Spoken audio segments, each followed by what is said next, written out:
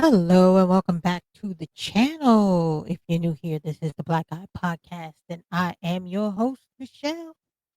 Girl, I have been listening to this Carmelo Anthony, Austin Metcalf debacle, and I am very, very shocked. People have been on me on other platforms telling me that I ought to mind my business. As a black woman, I shouldn't talk about it. You know, you girl, you picking and choosing your stories, and I am picking and choosing my stories because I don't necessarily believe, excuse me, that every idea or ideology should be platformed. I really don't believe that. So I have been kind of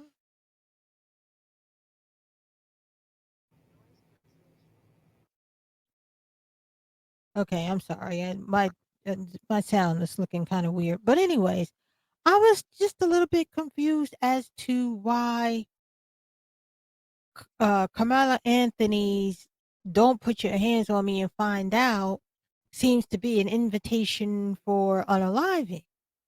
Um, Let me be clear about my position. I'm in no way defending his actions.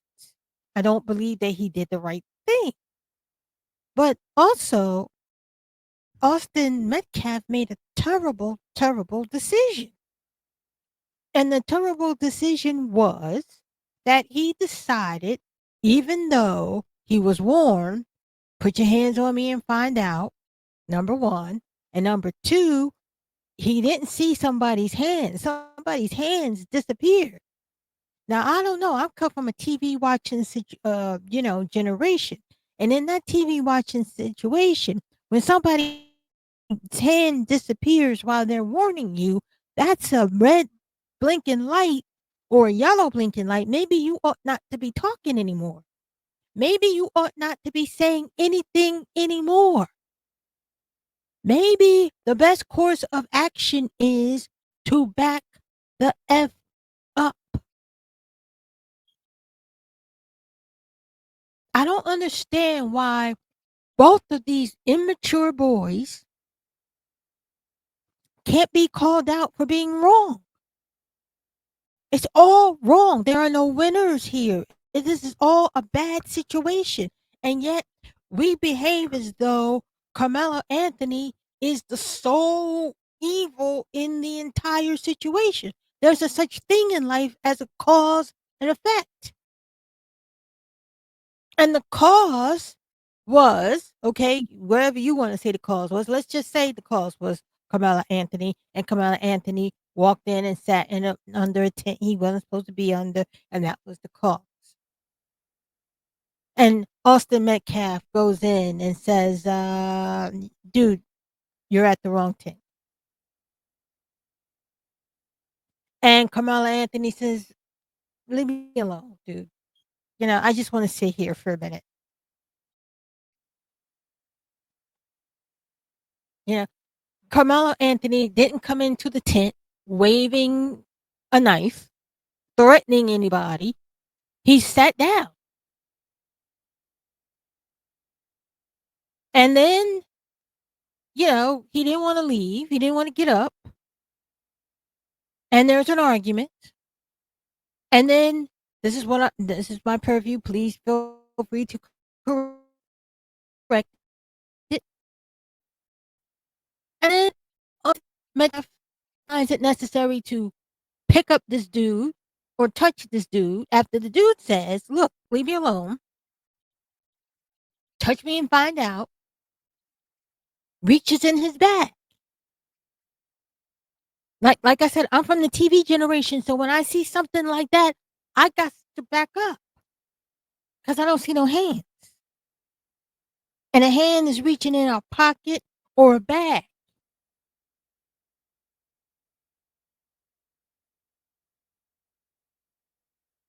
So when then does a person say, leave me alone, mean anything? When does that mean something?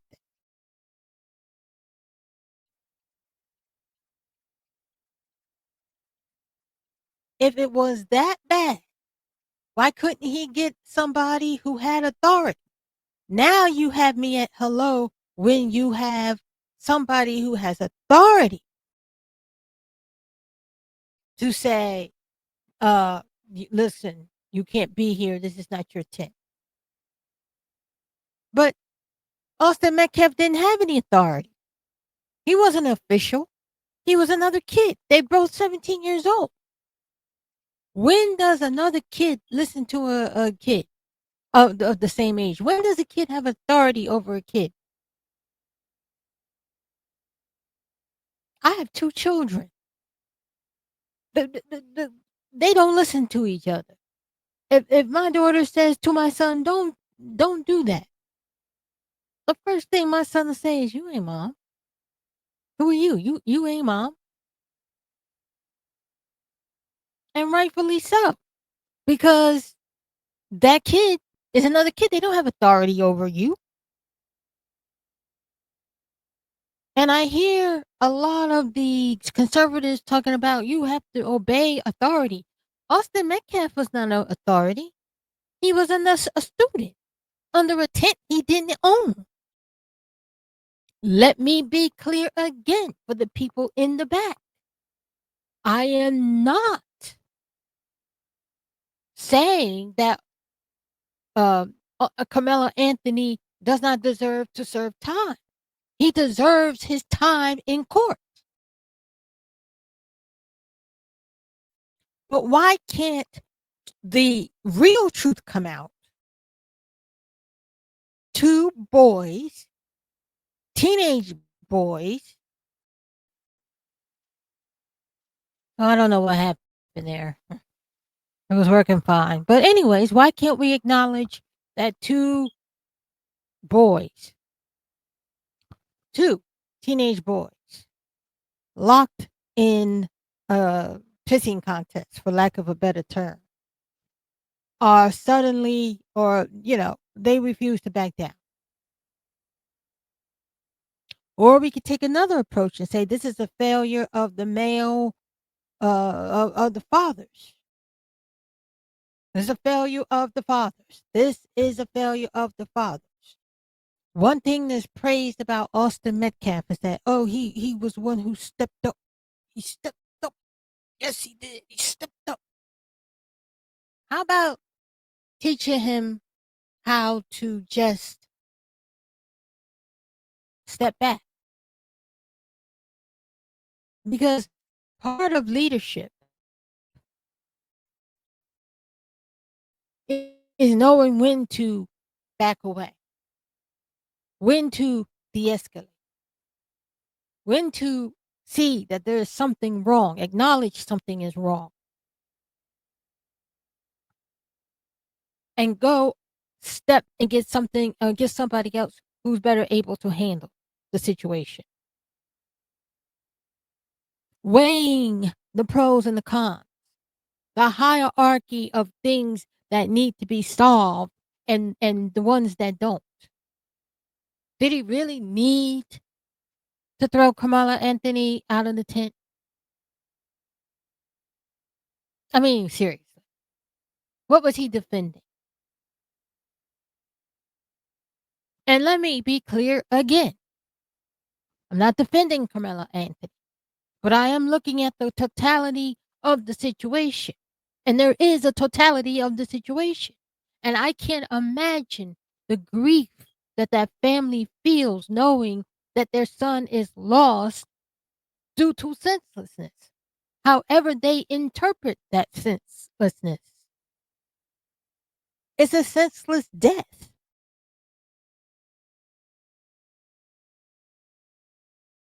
And, he wasn't defending anything. There was no woman in danger. There was no child in danger. There was no danger until this situation happened, until this argument.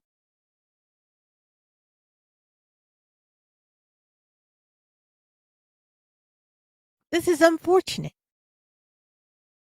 I can imagine that the family thinks this is a senseless death. It wasn't the family's tent. This is ridiculous. But nobody wants to acknowledge the ridiculousness of the situation. How men have kind of failed.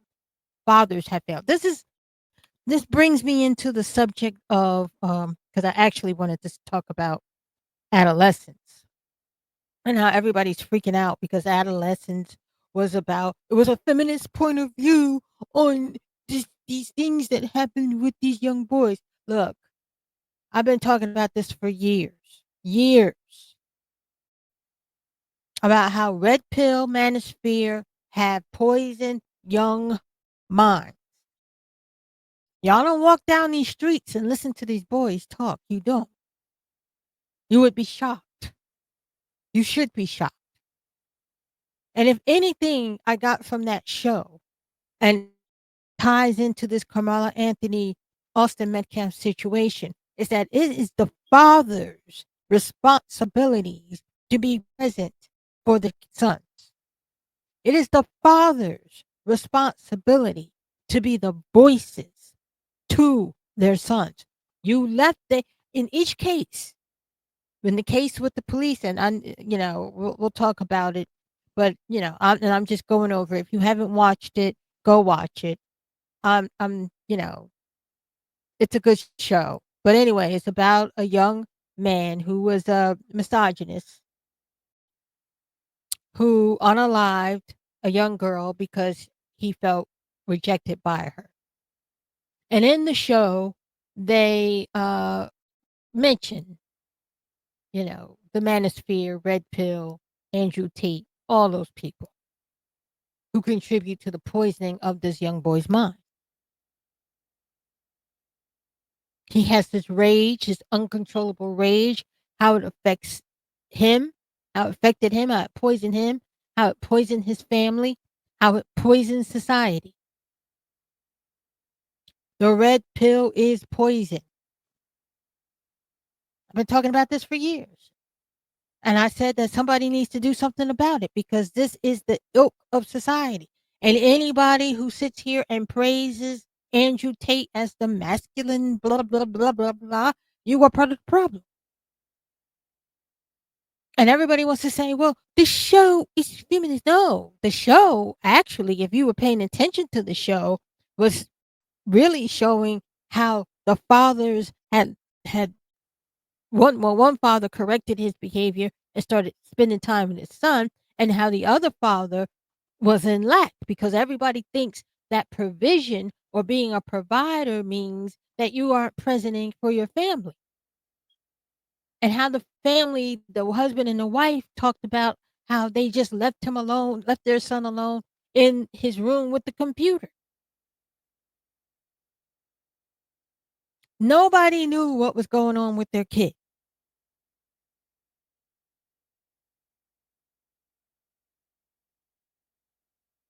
Men are vulnerable or young men are vulnerable, young boys are vulnerable because men are not in their place. It's not about bossing women around. It's not about leadership. It's about being present and able in the society and steering your sons to be better men. And this is, again, I'm going to go back to Austin Metcalf. Okay? We encourage you, step up and do this, step up and be leaders. But just having the ability to step up doesn't make you a leader. You have to have wisdom. Where's the wisdom at? Where is the when to and when not to? When is the recognition? It's not enough to be strong and hard and just doing it. That's not it. That's why y'all lonely. If you really are lonely. This is why you are lonely, because you have no idea what it's like to be a man, and nobody actually told you. The men have failed, and they're trying to blame it on the women. Oh, it's the women, it's the single mothers. Well, Carmelo Anthony had a mother and a father, and siblings. He had a whole family. Austin Metcalf, whole family, mother and father in the home. I said this in one of my earlier podcasts. If the fathers in the home are, teach their sons how to be good citizens, if they have character, that means everything. But if they're in the home and they have no character, and I'm not saying that either of these fathers had no character, but they didn't teach their sons. They weren't present for their sons. Not in my opinion, not from what I could see.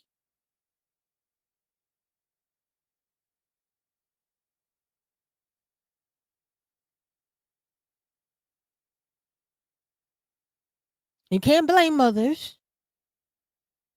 Carmelo Anthony's mother wasn't a single mom. She was a stay-at-home mom. But it's too much emphasis on provider and money and power, whatever the frick that is, instead of on character. Because if Kamala Anthony was carrying a knife, then somebody ought to know he was afraid of something. Something scared her. A knife is uh a personal weapon. That means that's personal. That's personal. He was scared of something or somebody. Doesn't give him an excuse to hurt anybody. Does not. Again, I'm a parent. I can't imagine what Austin Metcalf's parents must be going through. I can't.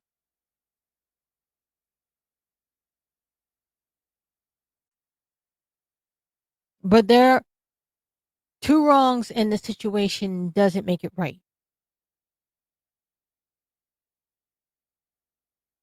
It just doesn't. There are no winners. Carmelo Anthony doesn't get a win. Austin Metcalf's family, they definitely don't get a win. There's no winners here. Carmelo Anthony, no matter what the outcome of his trial may be, he still took a life. And he has to live with that for the rest of his life. He has to grapple with that. Ask any person who was in the war. Ask anybody who was tangentially affected by death. Once you take a life, even with good cause, and I said this about Kalisha, what's her name? When her son went out there and got the pew pew. Can't say anything on this thing. It's ridiculous. And she was hit in the restaurant, and there were men in the restaurant, and her son had to go and defend her with violence. He had to take a life. That's a prime example of it right there. Failure of men.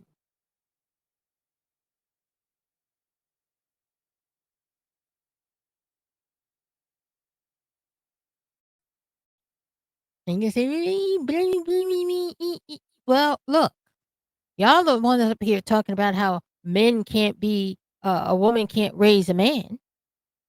And in both cases, the fathers are in the home.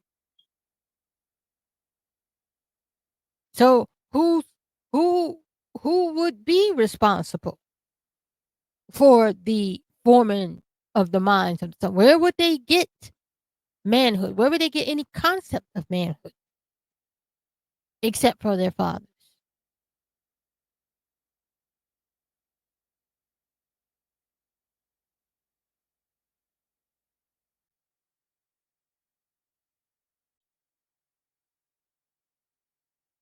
Anyways, like I said, there is no win in this situation. Not a one. Not one single win. This is a horrible, horrible, horrible situation.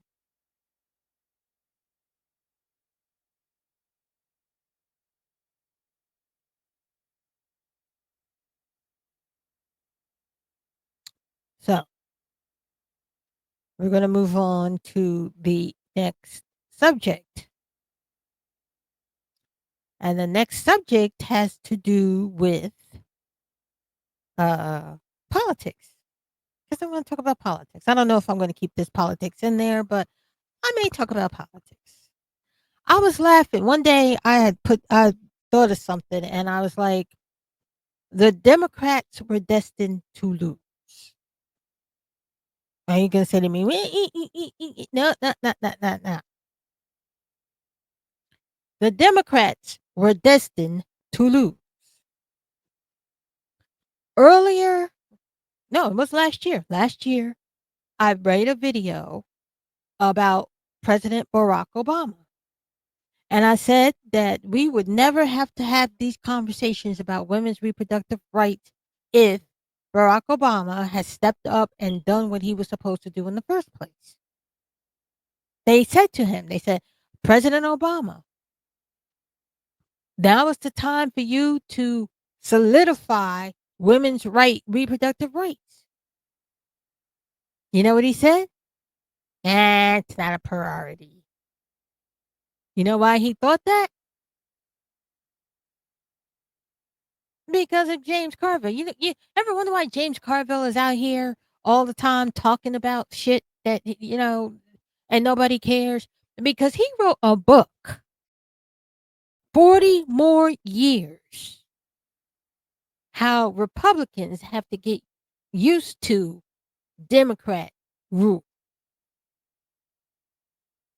That was his book. 40 more years. The Democrats had this arrogance because they figured once they got a black man in office, there was no shit they couldn't conquer. And so they got up there and they wrote a book. Obama was laissez-faire. Oh, those shovel-ready jobs wasn't so shovel-ready after all. Ha, ha, ha, ha, ha, ha.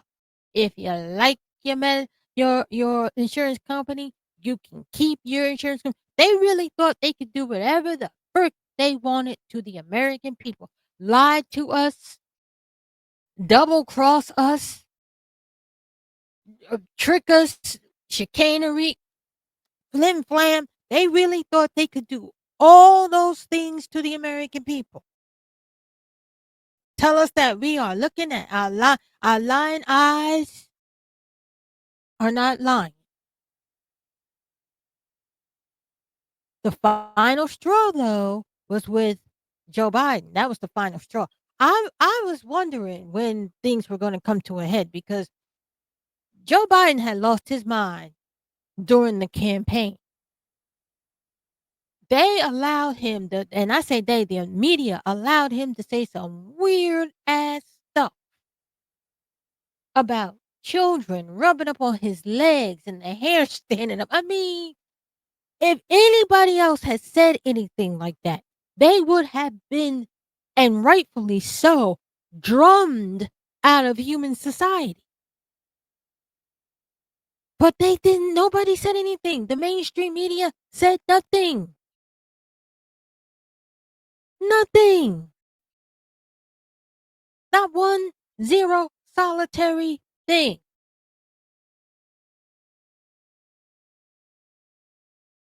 Nothing. They let that pass. And they kept playing it. See how nice he is? See how nice Joe Biden is? He is a sweetheart. Him just an old man. Look at him. Ain't him cute? Look at him. And I'm like, I'm looking at him.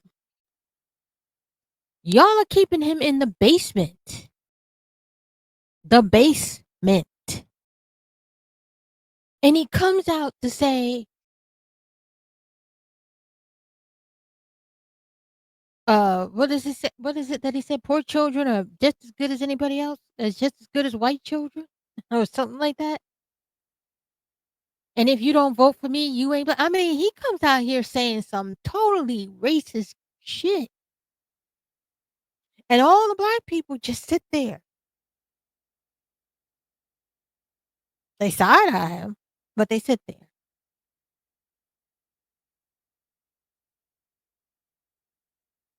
And then under the Biden administration, well, we're not going to talk about that right now because my point is this. They were on a trajectory of losing anyways. All the opportunities that Obama had, he had the Senate and the House. And they were ready to do whatever the hell he wanted to do. There was nothing he couldn't have. Nothing. What did he choose? Well, he chose this for one. Let's take a look at this. Y'all sitting up here screaming about the constitutional crisis that we're in. Constitutional crisis. Constitutional crisis. You know how Trump had the nerve to do what he did?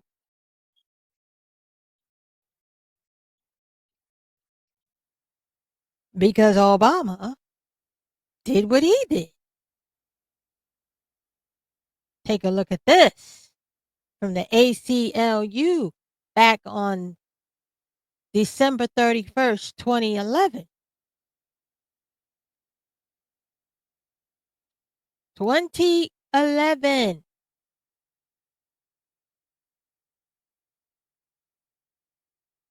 And what does it say? President Obama signed the National Defense Authorization Act, the NDAA, into law today. The statute contains a sweeping worldwide indefinite detention provision. While President Obama issued a signing statement saying he had, quote unquote, serious reservations, which didn't stop him from signing it, about the provisions, the statement only applies to how his administration would use the authorities granted by the NDAA and would not affect how the law is interpreted by subsequent administrations. The White House had threatened to veto an earlier version of the NDAA, but reversed course shortly before Congress voted on the final bill. Girl. And it goes on to say this. President Obama's actions today is a blight on his legacy because he will forever be known as the president who signed indefinite detention without charge or trial into law, said Anthony D. Romero, ACLU Executive Director. The statute is particularly dangerous because it has no temporal or geographic limitations and can be used by this and future presidents to militarily detain people captured far from any battlefield. The ACLU will fight worldwide detention authority wherever we can, but be it in the court, in Congress, or internationally.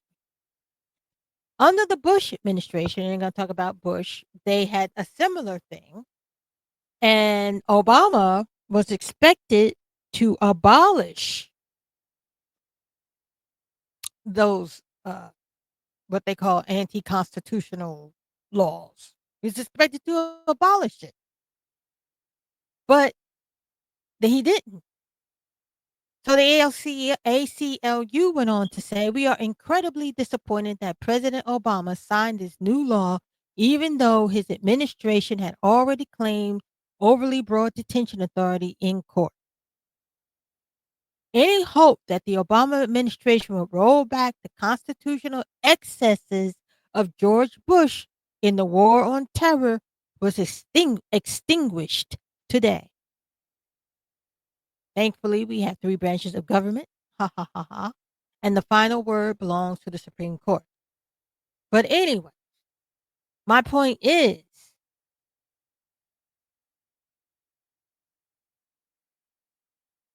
that all this talk about constitutional stuff, we're under the threat of Constitution. The Constitution is under a threat. All started with the Democratic Party. Well, it started before then, but the Democratic Party had the opportunity to turn things around. If they really cared about democracy, they would have done so. Like I said, Obama had the House and the Senate willing to do anything he asked, anything. But he chose to continue to sign indefinite detention bills into law. This is why Trump is going to win. Because of the hypocrisy of the Democratic Party. The only reason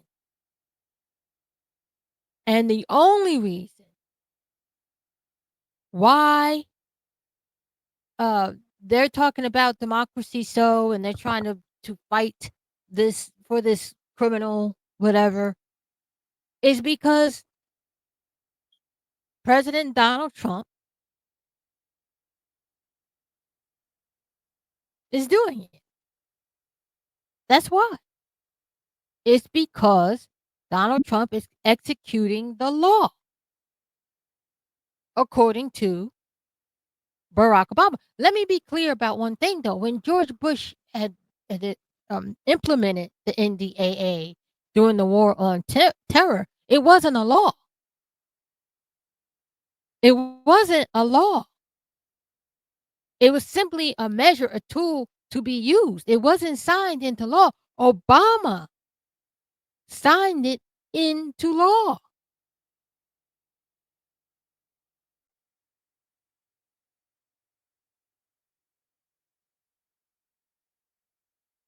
So let's get off this high horse that President Trump was going to destroy democracy. Democracy had already been destroyed long before Trump even thought about becoming president. All he's doing is finding a new use for an old product, interpreting the law. This is why he's going to win.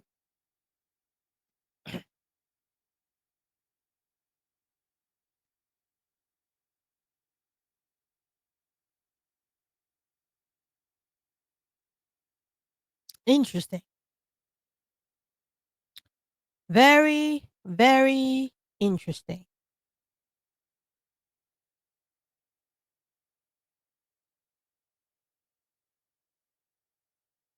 Anyway, I think that's all I got to say for today. Don't forget to like, share, and subscribe. There are things I like to talk about. I'm on, that I can't necessarily say here on YouTube and on else places, other places. I'm also going to be uploading on Rumble, hopefully on Instagram. I just started a new Facebook, which I haven't been on Facebook in a while, so we'll see how that goes. And I'm looking forward to seeing you and hearing from you and talking to you. So don't forget to like, share, and subscribe. And don't forget to press that little bell to let everyone, because it'll let you know when I'm posted new content and when, what was that lash? Just gets on my nerves. And posted new content and when I go live, which I was supposed to be going live in 25, but that didn't happen so far. But, let's keep in touch and we'll talk later.